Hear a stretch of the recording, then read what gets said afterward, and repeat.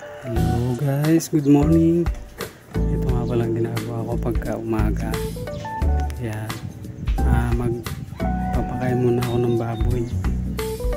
Yan pong pagkain ng baboy na yun bali 10 kilos yan. Yan, tapos lalagay ko na sa sako.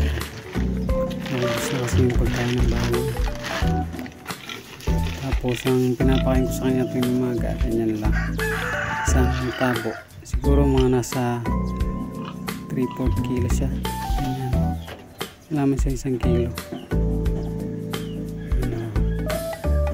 O, diba? Masaya na siya.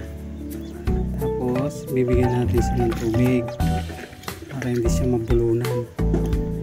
Ihalo ko yung tubig sa pagkain niya para lumambot yung pagkain kasi yung pagkain niya ay malalaki.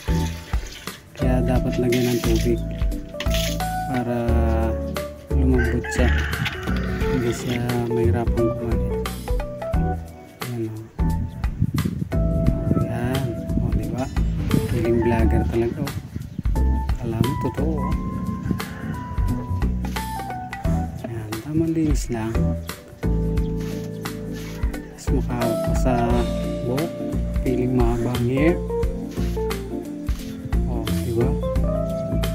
Sige, bisik-bisik. Yan, ganyan pa yung ginagawa ko tuwing umaga. Pagkagising, kakape, tapos papakain ng baboy.